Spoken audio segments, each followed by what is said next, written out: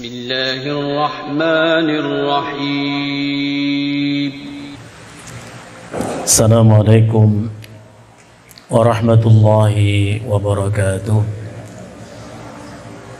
Alhamdulillahilladzi nazzala ahsanal hadithi kitaban mutasyabihan mathaniya taksha'irru minhu juludul ladzina yakhshawna rabbahum thumma talinu juluduhum wa qulubuhum ila dzikrillah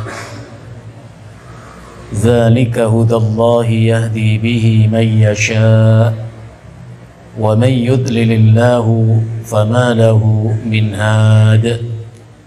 Asyhadu an la ilaha illallah wahdahu la syarika lah wa asyhadu anna Muhammadan abduhu wa rasuluh wa habibuhu wa aminuhu ala wahyihi arsalahu kafatan linnasi basyiran wa nadhira wa da'iyan ila Allah bi'idhnihi wa sirajan munira ballagha ar-risalata wa adda al-amanah wa nasaha al-ummata wa jahada fillah haqqa jihadihi wa 'abada rabbahu hatta ataahu al-yaqin.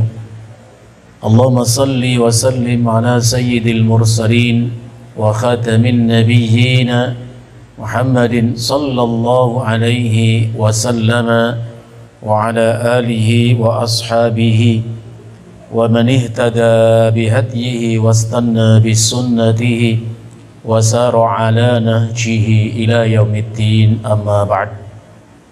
Ikhwani fillah, as'adani Allah wa iyyakum. Kita memuji Allah Jalla wa Ala karena memang Allah dialah ahlus sana. Allah dialah yang berhak dan yang memiliki hak untuk dipuji. Karena memuji artinya mengakui dan menyebut akan kebaikan dan kesempurnaan, dan tentu yang memiliki kebaikan kesempurnaan hanyalah Allah tabaraka wa ta'ala. Maka pantas Allah untuk dipuji. Anta kama afnaita ala nafsika Allahumma la nukhsi thana'an alaika. Ya Allah, kami tidak mampu menghitung seberapa banyak kepujian yang semestinya kami memujimu dengannya. Anta kama afnaita ala nafsika, sebagaimana engkau memuji dirimu. Allah Maha Sempurna. Kita juga memuji Allah sebagai ungkapan syukur kita atas nikmat-nikmatnya. Termasuk nikmat yang patut disyukuri adalah nikmat berupa waktu, kesempatan dan kemampuan untuk bermujalasah di majlis ilmu seperti ini. Harus kita syukuri.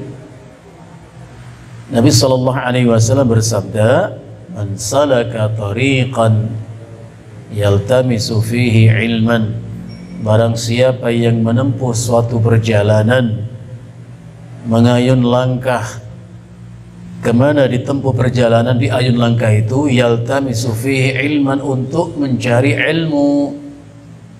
Bila itu niatan kita, ada berita gembira dari Nabi SAW, sahhalallahu lahu bihi tariqan ilal jannati, maka Allah mudahkan untuknya dengan upayanya mencari ilmu itu jalannya menuju surga. Nas'alullah al-'afwa wal-'afiyah. Ikhwani fillah, as'adani Allah wa iyyakum. Sudah merupakan ketentuan Allah bahwa memang Allah mencipta manusia itu dalam keadaan lemah. Wa khuliqal insanu dha'ifa, dicipta manusia itu lemah.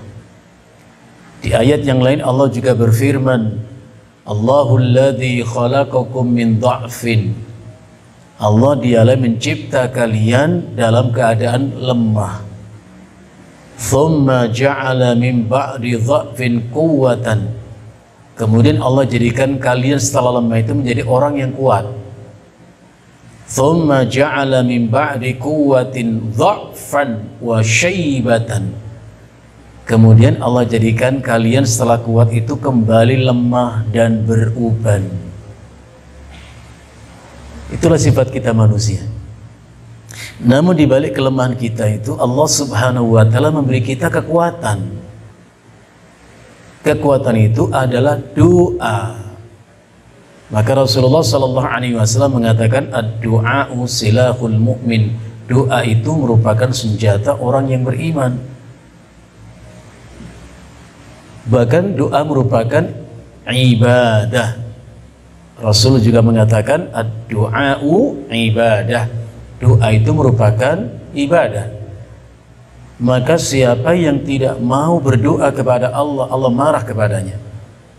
Man lam yas'alillaha yaghdab alaihi, kata Nabi.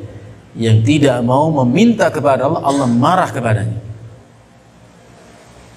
Doa pada dasarnya adalah ungkapan permohonan kita kepada Allah. Karena kita sadar kita itu lemah dan terbatas. Dan doa itu bisa kita sampaikan dengan ungkapan apapun. Jadi intinya doa itu meminta kepada Allah. Yang pertama, fi jalbi an-naf'i, untuk diperolehnya satu kemanfaatan, diperolehnya satu kemaslahatan dan kebaikan. Atau yang kedua, fi daf'i dzurri, untuk minta kepada Allah dijauhkan kemudaratan. Itulah doa. Esensinya itu minta kepada Allah supaya dimudahkan kita mendapatkan kebaikan dan kemanfaatan. Atau yang kedua, minta kepada Allah dijauhkan dari berbagai macam keburukan dan kemudaratan. Maka kita suka mengucapkan Allahumma inna nas'aluka atau Allahumma inna na'udzubika. Dan doa itu boleh kita menggunakan kalimat yang manapun, asal disampaikan kepada Allah. Kalau kepada selain Allah tentu dilarang. Allah Subhanahu wa taala berfirman, "Wala tad'u min dunillah ma la yanfa'uka wa la yadhurruka." Jangan meminta kepada selain Allah sesuatu yang tidak memberimu manfaat dan tidak menghilangkan darimu mudarat. Kenapa? Karena an-nafi' wadh-dhar itu hanya Allah. Yang bisa memberikan kemanfaatan atau menghilangkan kemudaratan hanya Allah. Allah Subhanahu wa taala berfirman, wa iyamsaskallahu bidzurrin, dan apabila Allah berkehendak untuk menimpakan suatu kemudaratan atas dirimu,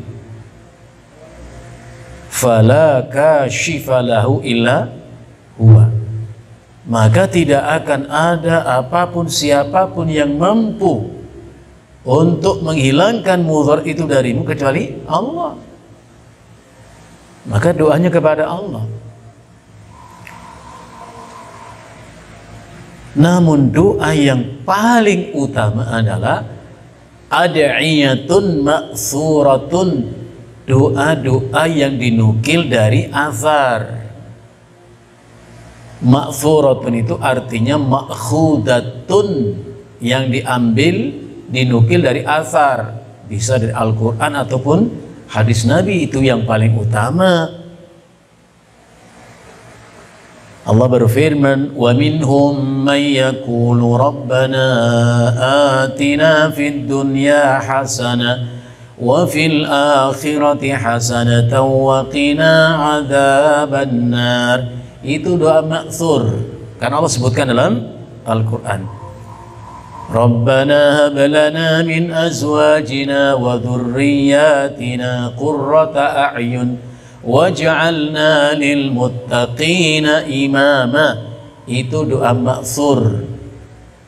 Rabbana asrif 'anna 'adzaba jahannam inna 'adzabaha kana gharama innaha sa'at mustaqarra wa muqama. Itu doa ma'thur, itu utama. Rabbi ij'alni muqimas salati wa min dhurriyyati Rabbana wa taqabbal du'a. Itu doa ma'thur.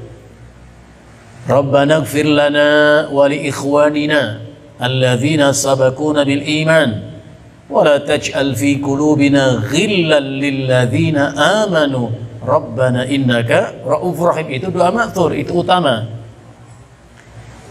Atau doa yang diajarkan Nabi.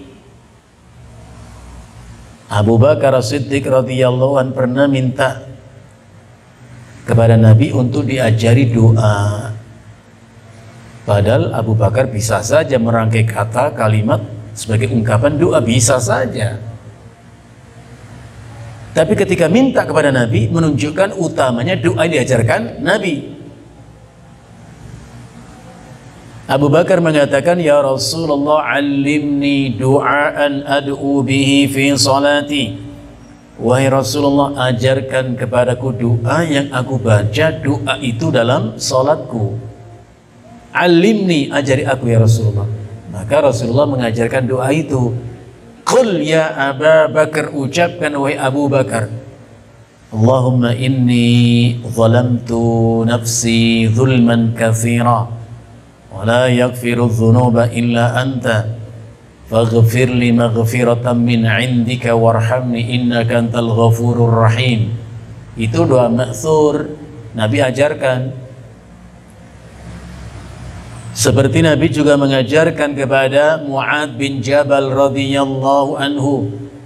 Kepada Mu'ad bin Jabal Rasulullah mengatakan, ya Mu'ad, usika alla tada'anna dubura kulli salatin an taqula. Wahai Mu'ad, aku berpesan kepadamu agar engkau tidak meninggalkan di setiap ujung solatmu untuk kau mengucap, Allahumma a'inni ala dzikrika wa syukrika wa husni ibadatik. Itulah yang diajarkan, itu paling utama. Termasuk satu riwayat yang disebutkan oleh Al-Imam At-Tirmidzi dalam jami'nya, Jami' At-Tirmidzi, ya. Juga Imam Al-Hakim dalam sahihnya menyebutkan satu riwayat di mana Nabi SAW bersabda. Hadis ini diterima riwayatnya dari Sa'ad bin Abi Waqqas radhiyallahu anhu. Nabi SAW bersabda, da'watu Dhinnun idda'a wa huwa fi batnil khuti. Doanya Dhinnun. Dhinnun itu Nabi Yunus alaihissalam. Ketika beliau berdoa dan beliau ada di dalam perut ikan. Al-khut itu ikan. Maka disebut juga Dhinnun. Apa yang diucapkan Dhinnun? Beliau mengatakan, la ilaha illa anta subhanaka inni kuntu minadh zalimin. Kalimat yang pendek. La ilaha illa anta, ay la ma'buda bihaqqin illa anta, tidak ada yang berhak untuk diibadahi, ditunduk, dipatuhi selain engkau ya Allah. Ini namanya ikrar, namanya syahadah tentang keesaan Allah dalam ibadah. Tapi harus diingat, kalimat ini tidak cukup hanya diucap dengan lisan, karena kalimat itu mengandung konsekuensi. Maka Al-Imam Al-Qurtubi rahimahullah mengatakan, la yakfi mujarradu at-talaffudhi bisyahadatain. Tidak cukup seseorang hanya sekedar melafadzkan dua kalimat syahadat, nggak cukup. Bisa mengucapkan syahadat, bisa. Coba diucapkan, asyhadu an la ilaha illallah wa asyhadu anna Muhammadan Rasulullah. Tahu artinya? Tahu apa?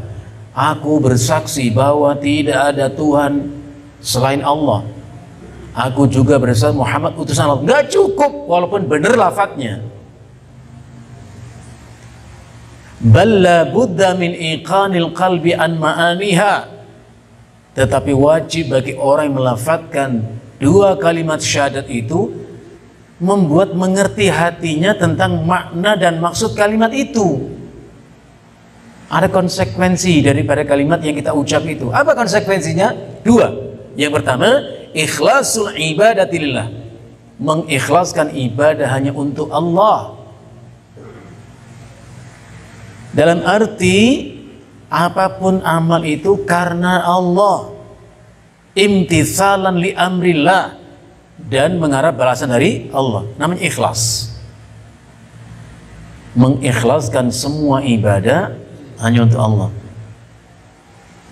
Dan yang kedua, nafyu syirki anhu, menafikan berbagai bentuk kesyirikan dari Allah. Itu kalau nggak dipenuhi dua syarat itu, maka tidak sah kalimat syahadatnya itu. Ya, jadi mengucapkan la ilaha illa anta itu dengan penuh keyakinan yang konsepnya kita sungguh-sungguh ibadah. Jadi apapun ibadah yang kita lakukan, qauliyan, ucapan, fi'liyan, perbuatan, itu merupakan perwujudan ucapan kita la ilaha illallah. Subhanaka, kalimat yang kedua, maha suci engkau ya Allah. Ini namanya tasbih, mengimani kemahasucian Allah dari sifat-sifat aib, sifat-sifat celah, sifat-sifat kurang. Allah sempurna, maka nggak boleh kita idhofahkan sifat kurang kepada Allah. Allah sempurna. Ya, inni kuntu minadz zalimin, sungguh aku termasuk orang-orang yang zalim. Ini disebut dengan i'tiraf, pengakuan. Orang kalau salah ngaku itu baik, benar. Yang akan jadi masalah kalau jelas salah tidak mengakui kesalahan. Masya Allah. Jadi kita harus belajar untuk menjadi orang yang mengakui segala kekeliruan kesalahan kita. Bukankah Nabi SAW mengatakan, kullu bani Adam khata'un, setiap manusia itu cenderung salah, punya kemungkinan untuk salah, tapi tidak berarti selalu salah. Tidak. Ya, sesekali keliru salah, itulah sifat manusia, tidak selalu salah.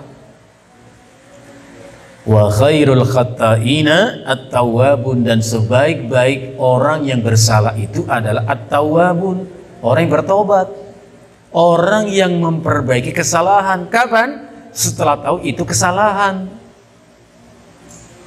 Jadi orang yang menyadari kesalahan, baru dia mau memperbaiki kesalahan itu.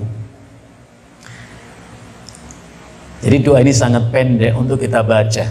La ilaha illa anta subhanaka inni kuntu minadz zalimin.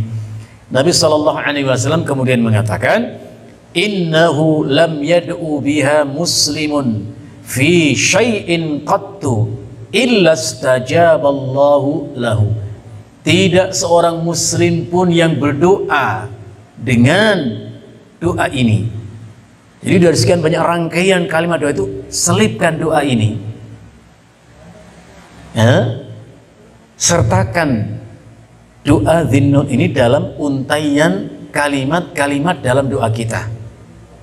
Apa keutamanya? Rasulullah SAW mengatakan, innahu lam yad'u biha muslimun fi syai'in qattu illa istajaballahu lahu.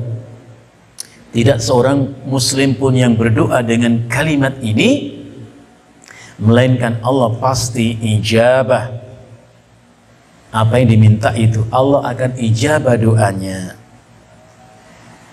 Ada sahabat bertanya, ya Rasulullah, hal kanat li Yunusa khassatan, apakah doa itu khusus untuk Yunus saja? La ilaha illa anta subhanaka inni kuntu minadz zalimin. Apakah itu hanya khusus untuk Yunus saja? Maka Nabi SAW bersabda, ala tasma' qawlahu ta'ala, apakah kau tidak pernah mendengar firman Allah? Apa artinya? Rasulullah berihtijaj, menyebutkan hujjah. jawaban atas pertanyaan orang itu tadi dengan firman Allah. Jadi kita harus belajar, jawaban apapun yang kita sampaikan atas sebuah pertanyaan yang manapun apapun, upayakan merujuk kepada Al-Quran dan Sunnah. Nabi begitu. Wahai Rasulullah, apakah doa itu khusus untuk Yunus saja? Rasulullah mengatakan, ala tasma'u qaulahu ta'ala, apakah kau tidak pernah mendengar firman Allah? Sama dengan Abu Darda radhiyallahu anhu, ketika ditanya seseorang, ya Abu Darda, inni tazawwajtu imra'atan, sungguh aku telah menikah dengan seorang wanita, aku bahagia bersama istriku yang aku cintai itu. Wa inna ummi ta'muruni bitolakiha, namun ibuku perintahkan aku untuk menceraikannya. Apa jawaban Abu Darda? Beliau mengatakan, sami'tu an-nabiyya sallallahu alaihi wasallam yaqulu, aku pernah mendengar Rasulullah sallallahu alaihi wasallam bersabda. Artinya jawabannya itu diidhafahkan, dinisbatkan kepada ucapan Nabi. Apa Rasulullah mengatakan? Al-walidu min awsati abwabil jannati, orang tua terutama seorang ibu itu adalah pintu yang paling ideal untuk masuk ke dalam surga. Ini Allah sudah berikan untuk kita pintu surga, yaitu ibu kita. Fa in syi'ta adhi dzalikal bab, kalau kau mau rusaklah pintu itu. Sakiti hati ibumu, buat sengsara menderita mereka itu. Tapi ingat, kau tidak akan pernah temukan pintu masuk surga. Au ihfadhu, atau jaga baik-baik pintu itu. Begitu pula Abu Musa al-Ash'ari radhiyallahu an, ketika bertanya kepada Aisyah, ya Aisyah, aku ingin bertanya kepadamu satu pertanyaan, hanya aku malu menanyakan itu kepadamu. Mau bertanya cuma malu. Apa Aisyah mengatakan? Sal wala tastahyi, innama ana ummuka. Tanya sajalah, gak usah malu, kan aku ini ibumu. Masya Allah, Rasulullah itu wafat, Aisyah umurnya 18 tahun, Abu Musa sudah tua, min kibari sahabat. Tapi Aisyah dengan enteng mengatakan, tanyalah, gak usah malu, toh aku ini ibumu. Kenapa? Karena istri-istri Nabi adalah ibu-ibu bagi orang yang beriman. Seperti firman Allah surat Al-Ahzab ayat yang kelima, Allah berfirman, an-nabiyyu awla bil mu'minina min anfusihim wa azwajuhu ummahatuhum. Nabi itu lebih berhak untuk diutamakan oleh orang yang beriman dalam kecintaan, dalam kasih sayang. Itu Nabi berhak. Sampai-sampai Rasulullah mengatakan, la yu'minu ahadukum hatta akuna ahabba ilaihi min malihi, ya, wa walidihi wan nasi ajmain. Tidak beriman seseorang di antara kalian sampai aku lebih dicintai olehnya, melebihi cintanya kepada orang tuanya, kepada anak-anaknya dan seluruh manusia. Masya Allah. Karena cinta Nabi itu ukuran iman. Sehingga Umar pernah mengatakan, ya Rasulullah, la anta ahabbun nas ilayya min kulli syai'in illa min nafsi. Wahai Rasulullah, kaulah orang yang paling aku cintai, melebihi cintaku kepada segala sesuatu, kecuali cintaku kepada diriku sendiri. Apa Rasul menjawab? La ya Umar, tidak seperti itu mestinya wahai Umar. Hatta akuna ahabba ilaika min kulli syai' hatta min nafsik. Sampai aku lebih kau cintai melebihi cintamu kepada dirimu sendiri. Umar baru mengatakan, wallahi al-an la anta ahabbun nas ilayya min kulli syai'in hatta min nafsi. Demi Allah, sekarang ya Rasulullah, kaulah orang yang paling aku cintai, melebihi cintaku kepada segala sesuatu, termasuk cintaku kepada diriku sendiri. Rasulullah mengatakan, al-ana ya Umar, sekarang wahai Umar, sempurna sudah imanmu. Wa azwajuhu ummahatuhum, dan istri-istri Nabi itu adalah ibu bagi orang yang beriman. Jadi nggak salah Aisyah mengatakan itu. Akhirnya Abu Musa bertanya, Aisyah, kalau ada suami mendatangi istrinya, menggauli istrinya, namun tidak sampai inzal, apa juga wajib mandi janabah? Ini pertanyaan kan bikin malu kalau ditanyain gitu kan. Apalagi tanya kepada perempuan. Apa laki-laki mendatangi istrinya, menggaulinya, namun tidak inzal, apa juga wajib mandi janabah? Apa jawaban Aisyah? Aisyah mengatakan, sami'tu an-nabiyya sallallahu alaihi wasallam yaqul. Kita contoh ini. Cara menjawab pertanyaan itu begitu semestinya. Aku pernah mendengar Rasulullah sallallahu alaihi wasallam bersabda, kata Aisyah. Apa Rasulullah mengatakan? Idzal taqal khitanani wajabal ghuslu wa in lam yanzil. Kalau dua khitan itu bertemu, maka wajib sudah mandi janabah walaupun tidak inzal. Nah, kita harus belajar. Apapun pertanyaannya, upayakan diidhofakan jawaban itu kepada Al-Quran dan Sunnah. Apalagi Allah memberikan jaminan, Al-Quran itu menjelaskan segala sesuatu. Wa anzalna ilaikal kitaba tibyanan likulli syai'. Kami turunkan untukmu Muhammad Alkitab, yakni Al-Quran, tibyanan likulli syai', yang menjelaskan segala sesuatu. Maka Nabi mengatakan, ala tasma' qaulahu ta'ala, apakah kau tidak pernah mendengar firman Allah Ta'ala, yakni surat Al-Anbiya ayat yang ke-88. Fastajabna lahu wa najjaynahu minal ghammi wa kadzalika nunjil mu'minin. Fastajabna lahu, maka kami mengijabah, mendengar dan memenuhi permintaan Yunus itu. Wa najjaynahu minal ghammi, dan kami selamatkan ia dari kesedihan. Manasal al-ghamm itu kesedihan. Apakah untuk Nabi Yunus saja? Ujung ayat ini Allah mengatakan, wa kadzalika nunjil mu'minin, demikianlah kami menyelamatkan orang-orang yang beriman. Jadi umum sifatnya. Allah juga berfirman, wa kana haqqan alaina nunjil mu'minin, adalah kewajiban kami menolong orang yang beriman. Allah wajibkan dirinya bahwa ia akan senantiasa menolong orang yang beriman.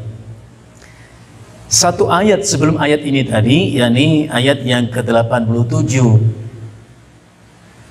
surat Al-Anbiya, Allah Subhanahu wa taala mengisahkan perjalanan dakwah Nabi Yunus alaihissalam, yang memang tercatat dalam Al-Quran beliau itu kurang sabar, kurang cukup memiliki kesabaran menghadapi umatnya. Makanya 5 orang Rasul yang Allah sebut dengan ulul azmi, orang yang mempunyai kesabaran lebih. Nabi Nuh, Ibrahim alaihissalam, Nabi Musa, Nabi Isa, dan Nabi Muhammad sallallahu alaihi wasallam. Yunus nggak masuk karena kurang sabar. Makanya dalam surat Al-Qalam ayat 48 Allah berfirman, fasbir li hukmi rabbika. Ini khitab ayat ini untuk Nabi sallallahu alaihi wasallam. Maka sabarlah engkau hai Muhammad terhadap ketentuan Allah Rabbmu. Wala takun ka sahibil khuti, dan jangan engkau seperti sahibul khuti, yaitu Yunus. Masya Allah, jangan kamu seperti Yunus. idza nada wa huwa makdzum, yaitu ketika ia menyeru kaumnya untuk ibadah kepada Allah, ia dibuat marah oleh sikap kaumnya. Maka dalam ayat yang ke-87 tadi Allah berfirman, wa dhannuni, dan sebutkan pula kisah tentang Zinnun, idz dhahaba mughadiban, ketika dia pergi meninggalkan kaumnya dengan kemurkaannya, dengan amarahnya. Jadi beliau pergi itu dengan marah. Wa dhanna allan naqdir alaihi, dan ia mengira kami tidak akan mempersempit gerak langkahnya. Ya, ketika meninggalkan dakwah itu akan Allah biarkan dia pergi. Dia mengira seperti itu. Al-Imam Ibnu Katsir dalam kitab tafsirnya menjelaskan dua ayat yang mulia ini. Beliau mengatakan bahwa Yunus alaihissalam itu diutus oleh Allah untuk menyampaikan dakwah risalahnya kepada kaumnya di satu negeri yang namanya Ninawa. Nama satu negeri. Sebagaimana dakwah para rasul, beliau mengajak umatnya hanya untuk ibadah kepada Allah. Ya qaumi'budullaha ma lakum min ilahin ghairu, wahai kaumku, beribadahlah kepada Allah. Semua nabi begitu ngajak umatnya beribadah kepada Allah. Tapi apa yang terjadi? Fa'abau alaihi wa tamadau ala kufrihim. Umat Nabi Yunus itu enggan untuk menerima seruan Nabi Yunus itu. Bahkan mereka lebih memilih untuk tetap dalam kekufuran, dan ini sunnatullah. Coba anda perhatikan Nabi Nuh alaihissalam. Beliau pernah berkeluh kesah kepada Allah. Rabbi inni da'autu qaumi lailan wa nahara. Ya Rabb, aku menyeru kaumku untuk beribadah kepadamu siang dan malam 120 tahun. Walam yazidhum du'ai ila firara. Namun seruanku itu tidaklah menambah bagi mereka kecuali semakin lari dari kebenaran, menjauh dari kebenaran. Wa inni kullama da'autuhum litaghfira lahum. Bahkan setiap kali aku mengajak mereka untuk mendapatkan ampunan darimu ya Rabb, ja'alu asabi'ahum fi adhanihim, mereka sumbatkan jari jemari mereka ke lubang telinga mereka, gak mau dengar. Wastaghshaw thiyabahum, dan mereka tutupi kepala mereka dengan kain-kain mereka. Wa asarru wastakbaru istikbara, mereka lebih memilih tetap dalam kekufuran dengan penuh kesombongan dan keangkuhan. Itu sunnatullah. Hijrahnya Nabi dari Mekah ke Madinah itu pun dasarnya sama, ditentang, dimusuhi oleh kaumnya. Ya? Maka Nabi Yunus marah atas sikap kaumnya itu. Beliau begitu cepat kemudian meninggalkan kaumnya, pergi menjauh dari mereka. Wa wa'adahum bil azabi ba'da thalath. Sebelum beliau pergi, beliau menyampaikan ancaman kepada kaumnya. Azab Allah akan turun 3 hari setelah ini. Masya Allah.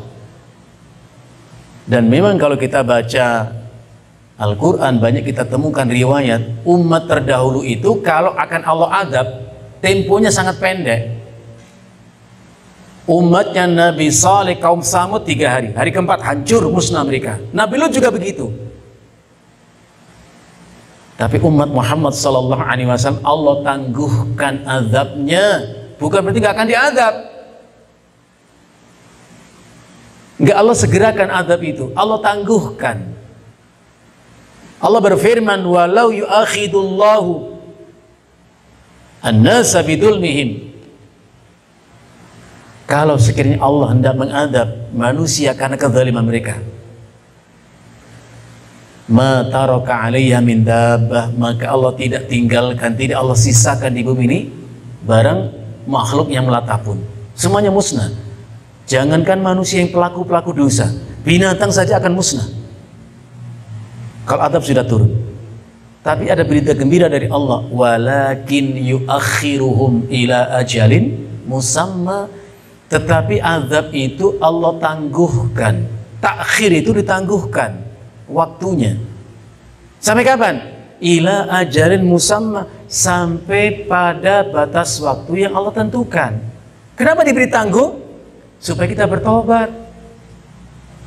Ini kalau nggak tobat, benar-benar akan datang azab itu, dan itu pasti.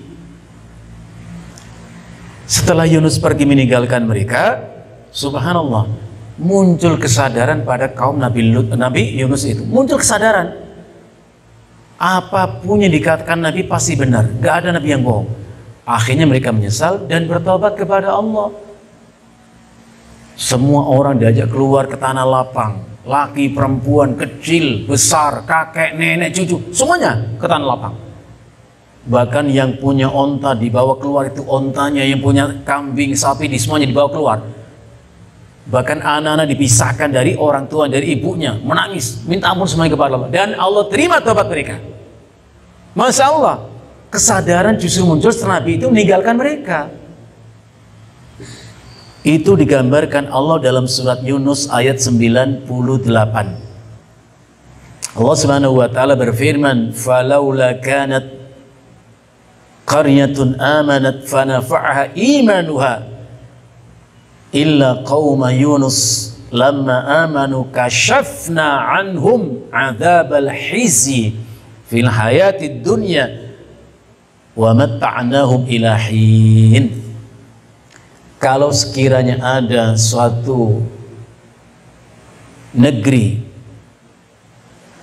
yang beriman, lantas iman itu bermanfaat bagi mereka, itulah negerinya Nabi Yunus itu, Ninawa itu. Lamma amanu, ketika mereka itu beriman, kashafna anhum azabal khizzi fid dunya, maka kami angkat dari mereka itu azab yang menghinakan di dunia ini. Wa matta'nahum ila hin, dan kami beri mereka kesenangan sampai waktu ditentukan. Pelajaran buat kita, ternyata iman itu bukan karya usaha siapa-siapa, mutlak itu kehendak Allah. Ini bukti. Nabi Yunus ada bersama mereka, mereka ingkar, kufur, nggak mau beriman. Ditinggalkan oleh Nabi Yunus, justru beriman. Karena memang itu sesuatu yang Allah kehendaki. Wa ma kana li nafsin an tu'mina illa biidznillah. Tidaklah suatu kaum itu beriman kecuali dengan kehendak Allah. Allah selamatkan dari azab yang diancamkan oleh Nabi Yunus itu. Bagaimana Nabi Yunus sendiri? Beliau pergi menjauh dari kaumnya. Sampai di tepi pantai, didapati ada kapal yang sudah penuh sesak muatannya. Yunus langsung aja naik. Ketika kapal itu sudah berlayar begitu, diterpa gelombang yang luar biasa. Mereka khawatir dan takut akan tenggelam kapal itu. Akhirnya diputuskan harus ada yang dibuang ke laut untuk mengurangi beban agar tidak tenggelam. Caranya bagaimana? Faqtara'u, mereka pun mengundi. Karena nggak ada yang mau dilempar ke laut, diundi saja. Nanti yang keluar undiannya ya dia dibuang ke laut. Subhanallah.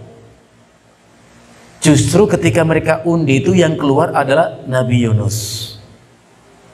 Mereka tahu itu Nabi tidak mungkin dilemparkan ke laut. Diundi sekali lagi, diulang lagi undian itu. Keluar lagi Nabi Yunus. Lagi-lagi ditangguhkan sampai 3 kali. Lagi-lagi Nabi Yunus. Pertanyaan, apakah itu by accident, itu kebetulan? Tidak. Ini ketentuan Allah yang Allah kehendaki. Maka Yunus pun menanggalkan pakaian yang dikenakannya. Dalam hadis ini dikatakan wa tajarrada min thiyabihi, ia lepaskan sebagian pakaiannya, thumma alqa nafsahu fil bahri, kemudian Yunus melemparkan dirinya ke laut. Jadi bukan dilemparin, dia melemparkan diri, menceburkan diri ke laut. Masya Allah. Di waktu yang sama, di tempat yang jauh dari titik itu, Allah perintahkan seekor ikan. Kepada ikan itu Allah Subhanahu wa taala perintahkan. Yang pertama, alla ta'kula lahu lahman. Jangan engkau memakan secuil pun daging daripada tubuh Yunus. Pertama. Yang kedua, wala tuhashimu lahu idhaman. Jangan kau remukkan, kau patahkan barang satu tulang pun dari tubuhnya. Fa inna Yunusa laisa laka rizqan. Karena Yunus itu aku tidak jadikan untukmu sebagai rizki, sebagai makananmu. Wa innama batnuka lahu yakunu sijnan. Tetapi aku menjadikan perutmu itu sebagai penjara bagi dia. Masya Allah. Ikan itu ngerti. Padahal tempatnya jauh, dia menjelajah lautan begitu cepatnya. Sehingga ketika Yunus lemparkan tubuhnya, langsung ditelan oleh ikan itu. Maka Allah mengatakan, fal taqomahul khutu. Ditelan, bukan dikunyah. Ikan itu predator. Antum tahu kan kalau ikan yang memakan mangsa itu cabai-cabai. Ikan itu enggak. Kan dia mengerti perintah Allah. Sebagaimana api pun mengerti perintah Allah. Ketika Allah mengatakan, ya naru kuni bardan. Hai api, jadilah kamu dingin. Allah perintahkan yang merubah sifatnya yang panas membakar itu menjadi dingin. Wassalaman ala Ibrahim. Dan berilah keselamatan untuk Ibrahim. Api itu ngerti. Tunduk kepada Allah. Tapi kenapa kita yang berakal ini kadang nggak ngerti ya? Wa aqimus shalah, sholatlah, warka'u ma'arrokin. Tapi nggak ngerti aja. Ikan aja ngerti. Kita tambahkan sedikit keterangan sebelum kita sholat isya.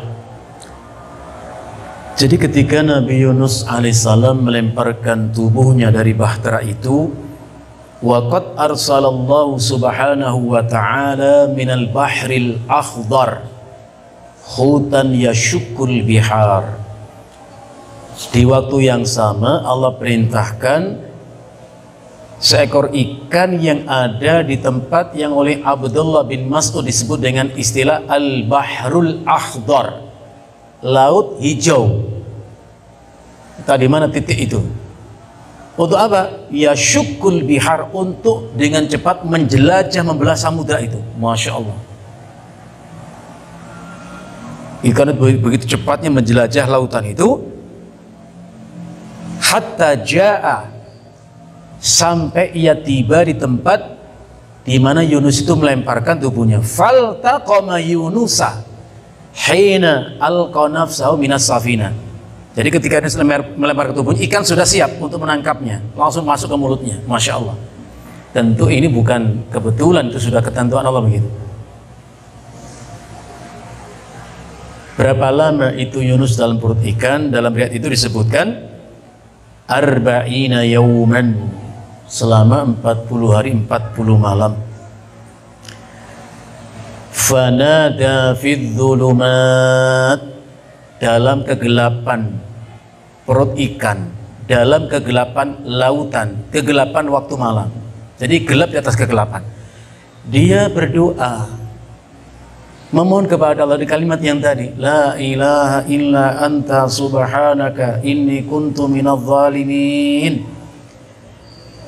Ibnu Abbas radhiyallahu anhuma mengatakan bahwa Yunus dibawa oleh ikan dalam perutnya itu fil bahri yashukkuha, di dalam lautan yang begitu dalam dan luasnya, hatta intaha ila qararil bahri, sampai ke dasar lautan. Siapa yang tahu laut yang paling dalam? Hanya Allah yang tahu. Masya Allah. Fasami'a Yunus tasbihal hasa fi qararihi. Nabi Yunus mendengar apa? Suara tasbih dari al-hasa. Man asal hasa itu batu, mungkin karang-karang di dasar lautan itu bertasbih. Itu didengar oleh Nabi Yunus. Wa dhanna annahu qad mata, bahkan ia mengira ia sudah mati dalam perut ikan itu. Tsumma harraka rijlaihi, ia pun menggerakkan kakinya. Ketika dia bisa menggerakkan kakinya, maka ia merasa masih hidup. Maka langsung ia tersungkur untuk sujud kepada Allah. Masya Allah, dalam perut ikan masih berpikir untuk sujud ya. Kita di masjid yang segede ini itu nggak kepikiran untuk sujud kepada Allah. Bukan kenikmatan bisa ibadah kepada Allah. Ketika Yunus mengulang-ulang bacaan tasbihnya itu, doanya itu terdengar oleh malaikat Allah. Malaikat berkata, "Ya Rabb, inna nasma'u sautan dha'ifan bi ardin gharibah." Kami mendengar suara yang amat lirih, entah di bumi sebelah mana itu adanya. Malaikat mendengar. Allah menjawab, ya, Allah menjawab, "Dzalika 'abdi Yunus." Suara yang kalian dengar itu adalah suara hambaku yaitu Yunus. Asani, yang ia telah bermaksiat kepadaku. Masya Allah. Karena Nabi itu manusia, juga pernah berbuat salah. Nabi Adam juga pernah salah.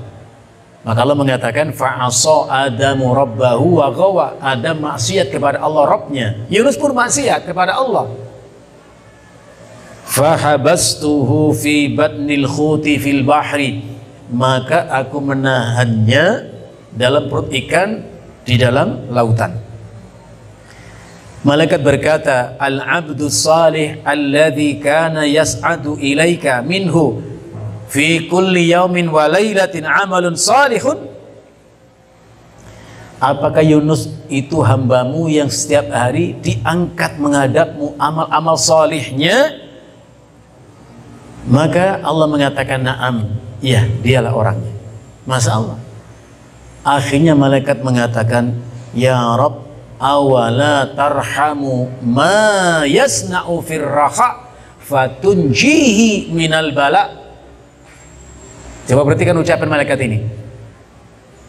Ya Rabb, awala tarhamu ma kana yasna'u firraha fatunjihi minal bala. Ya Allah, tidakkah pantas engkau rahmati Yunus disebabkan amal-amal soleh di waktu ia dalam kelapangan, sehingga kau selamatkan dia dari bencana itu, dari bala itu. Allah menjawab, bala, benar. Apa yang kita ambil di sini? Pelajaran yang bisa kita pahami bahwa kalau kita banyak beramal soleh dalam keadaan lapang dan senang, ketika dalam keadaan sempit dan susah, Allah pasti tolong kita. Makanya Rasulullah SAW mengatakan, ta'arraf ilallah firrakhai ya'rifka fi syiddati. Ingatlah kau akan Allah dalam senangmu, maka Allah pun akan mengingatmu di dalam susahmu. Maka Allah Subhanahu wa taala berfirman apa? Fastajabna lahu, kami ijabah doa Yunus itu. Fanajjainahu minal ghammi, kami pun selamatkan ia dari kesedihan itu. Wa kadzalika nunjil mu'minin, dan demikianlah kami menyelamatkan orang beriman. Siapapun kita dalam masalah kesulitan yang kita merasa begitu lemahnya dan tidak berdaya, kita punya senjata. Mungkin kita nggak ditelan ikan, tapi ditelan banyak berbagai macam permasalahan yang membuat kita sedih. Bumi yang begitu luas tanpa begitu sempitnya. Maka ucapkan doa ini, kata Nabi, Allah selamatkan kita. La ilaha illa anta subhanaka inni kuntu minadh dhalimin. Sandarkan harap sepenuhnya kepada Allah. Allah dengar dan Allah akan tolong kita. Wa kadzalika nunjil mu'minin, demikianlah kami menolong orang yang beriman. Jadi walaupun kita ini lemah, tapi punya senjata itu doa, dan kita menjadi orang yang kuat. Nas'alullah al-'afwa wal-'afiyah. Sallallahu ala nabiyyina Muhammadin wa ala alihi wasallam. Innallaha wa malaikatahu yusalluna 'ala